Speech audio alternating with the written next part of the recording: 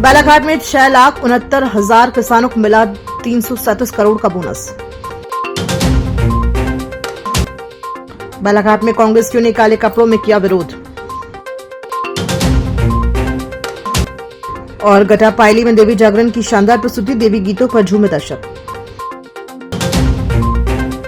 मुख्यमंत्री कृषि उन्नति योजना के तहत वर्ष 2024-25 के धान प्रोत्साहन राशि वितरण कार्यक्रम में मुख्यमंत्री डॉक्टर मोहन यादव ने प्रदेश के 6,69,272 किसानों के खाते में 337 करोड़ 12 लाख रुपए हस्तांतरित किए।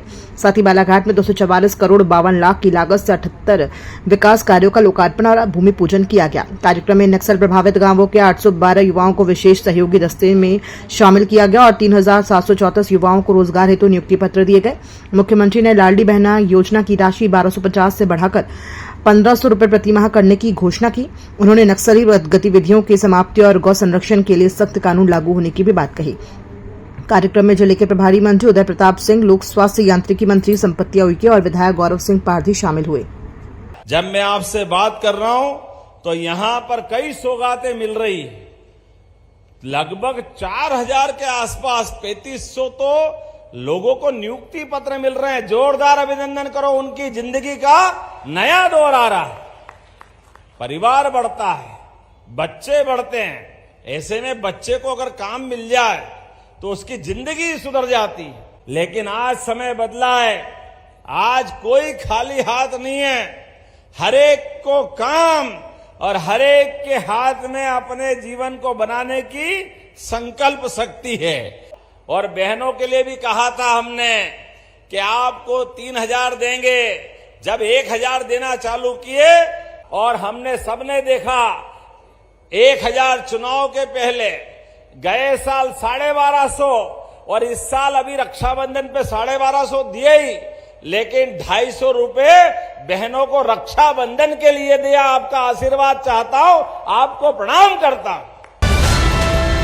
मुख्यमंत्री डॉक्टर मोहन यादव के जिले में आगमन के दौरान बुधवार को कांग्रेसियों ने जोरदार विरोध दर्ज कराया। काले कपड़े पहनकर कांग्रेसी कार्यकर्ता कटंगी में आयोजित कार्यक्रम स्थल की ओर बढ़ रहे थे, लेकिन पुलिस ने उन्हें करीब 7 किलोमीटर पहले ही रोक लिया।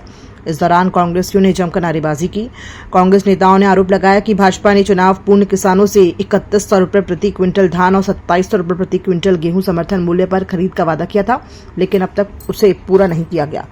इसी तरह महिलाओं को 3,000 रुपए देने और युवाओं को रोजगार उपलब्ध कराने जैसे वादे भी घोषणाओं तक ही सीमित रह गए हैं। जिला कांग्रेस अध्यक्ष और भैयर विधायक संजय उइके ने कहा कि किसान देश का अन्नदाता है, कड़ी मेहनत कर फसल का उत्पादन करता है। भाजपा ने किसानों और जनता से जो वादे किए थे उन्हें निभाने में विफल रही है। कांग्रेस इसी वादा खिलाफी का विरोध कर रही है। बिल्कुल जाएंगे, हम लोगों का, हमारे सारे कार्यकर्ता, हम तमाम लोग जाएंगे और विरोध प्रदर्शन करेंगे। हम जनता के साथ खड़े हैं, किसान के साथ खड़े हैं, बेरोजगार के साथ खड़े हैं, महिलाओं के साथ खड़े हैं, लाडली बहनाओं के साथ खड़े हैं कि जो आपने वादा किया है, हमारे युवाओं को रोजगार देने की बात कहे थे, हर घर से लोगों को रोजगार देंगे। लाडली बहनाओं का कहे थे कि हम 3,000 रुपये देंगे। धान का है 3,100 रुपये का समर्थन मूल्य, 2,700 रुपये गेहूं की बात। तो ये इस बात की लड़ाई के लिए कांग्रेस मैदान पे है और कांग्रेस भरपूर पूरी ताकत के साथ सरकार के खिलाफ इस आंदोलन करेगी।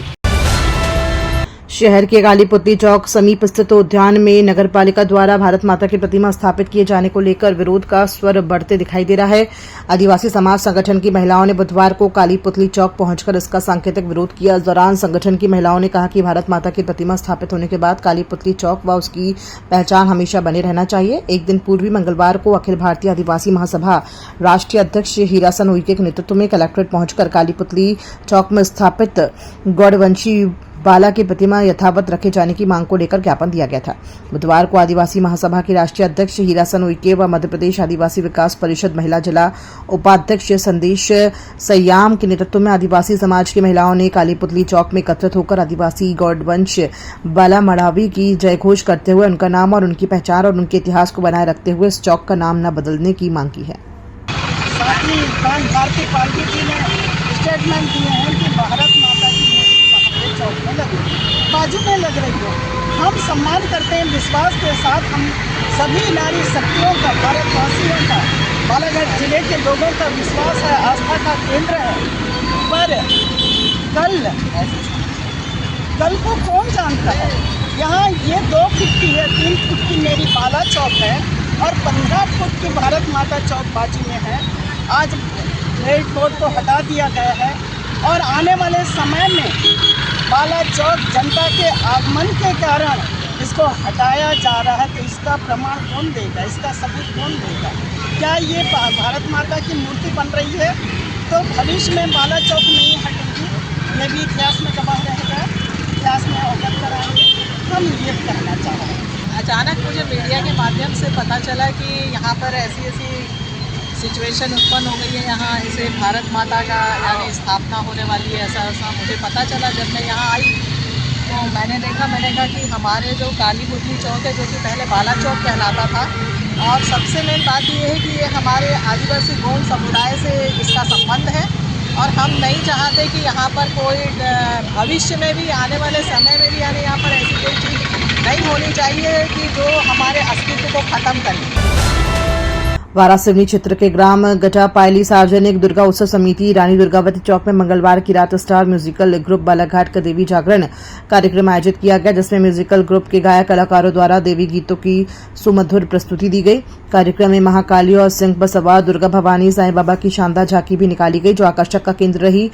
इस दौरान देवी गीतों पर उपस्थित दर्शकों ने नृत्य करते हुए तालियां बजाकर भरपूर आनंद लिया। इस अवसर पर ग्राम पंचायत सरपंच व समिति अध्यक्ष प्रमोद हरिनखेड़े के मुख्य आतिथ्य में माता रानी की पूजा अर्चना कर कार्यक्रम का शुभारंभ गणेश वंदना के साथ किया गया।